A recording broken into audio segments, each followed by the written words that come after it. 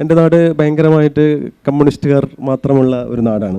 മടിക്കൈ എന്നാണ് നാടിൻ്റെ പേര്. അപ്പോൾ കമ്മ്യൂണിസ്റ്റുകാരുടെ മോസ്കോ എന്നാണ് ആ നാടിനെ വിളിക്കുന്നത്. പക്ഷെ അവിടെ അതേപോലെ നല്ലോണം തെയ്യങ്ങളുണ്ട്. ഭയങ്കരമായിട്ട് തെയ്യങ്ങളെ കൊണ്ട് മുട്ടി നടക്കാൻ പറ്റില്ല. അതായത് കമ്മ്യൂണിസ്റ്റ് പാർട്ടിയുടെ പാർട്ടി മന്ദിരങ്ങൾ അല്ലെങ്കിൽ പിന്നെ കൊടിമരം അല്ലെങ്കിൽ മറ്റ് സാംസ്കാരിക സ്ഥാപനങ്ങളെ പോലെ തന്നെ അപ്പുറത്തും ഇപ്പുറത്തും താനങ്ങളും കാവുകളും ഒക്കെയുള്ള സ്ഥലമാണ്. അപ്പോൾ നമ്മുടെ നാട്ടിൽ ഒരു ദിവസം എൻ്റെ വീട്ടിനപ്പുറത്ത് തെയ്യം നടക്കുകയാണ്. തെയ്യം നടക്കുന്ന സമയത്ത് പിന്നെ ഈ നമ്മൾ തെയ്യം കഴിഞ്ഞിട്ട് നമ്മൾ ഇത് ഗുണം വരണേ അല്ല, പക്ഷേ നമ്മൾ 10 റുപ്യ തെയ്യത്തിന് കൊടുത്തിട്ട് കുറി മേടിക്കും.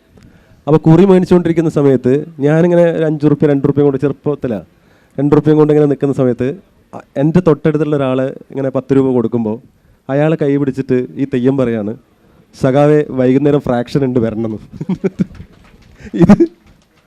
ഇത് വൈരുദ്ധ്യാത്മക ഭൗതികവാദം എന്താണെന്ന് ചോദിച്ചാൽ ഞാൻ ഇത് പറയും. അത് സഖാവെ വൈകുന്നേരം ഫ്രാക്ഷൻ ഉണ്ട് വരണം എന്ന് ഒരു തെയ്യം പറയുകയാണ്.